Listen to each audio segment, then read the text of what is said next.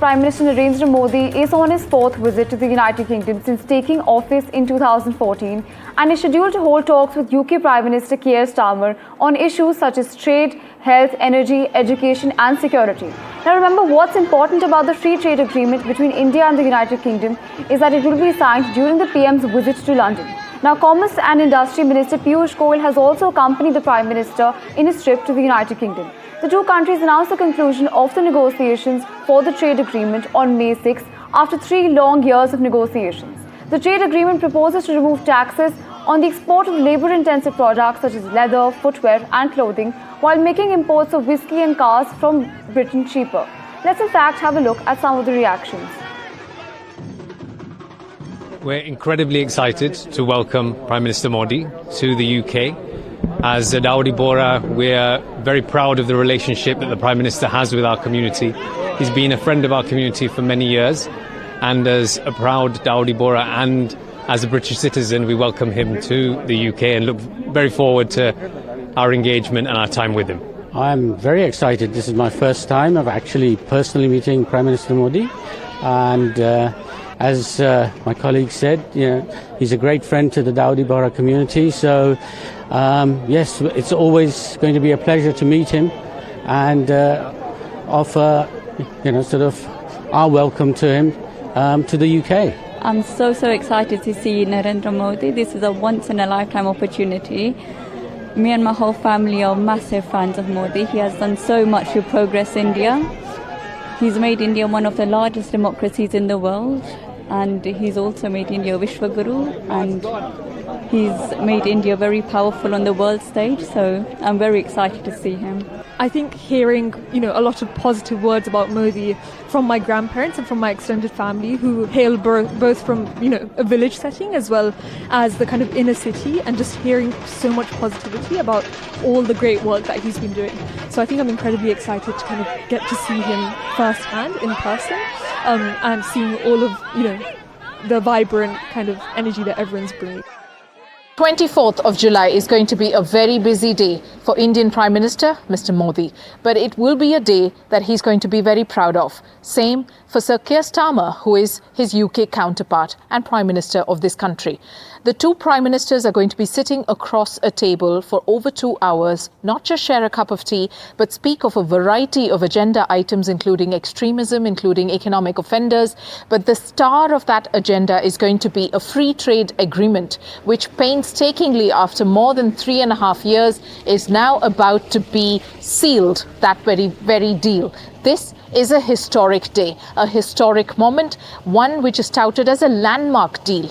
Clear, comprehensive, extremely competitive, and one which is very clever, nicely fought by both sides, which to make it a win-win for both nations, seen as two great dynamic economies of this world, one being the 4th largest in the world and one being the 6th largest in the world.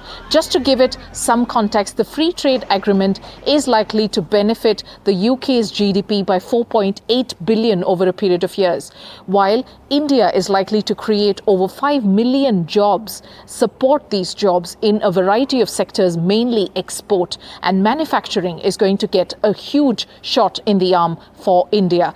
99% of India's exports to the United Kingdom, ranging from gems to textiles to processed food, leather goods, several other goods, are likely to see 0 tariffs. Similarly, the UK is likely to see 90% of its exports to India, particularly automobiles such as cars, Scottish whisky, which India happens to be the largest consumer of in the world, along with several other goods which Britain sends over to India, will see a 90% cut in tariffs. After this particular signing of the deal that is expected to take place by noon or a little after noon on the 24th of July, Prime Minister Modi will also be meeting during a courtesy meeting with the King, Charles III, considering India continues to hold the status of being a Commonwealth.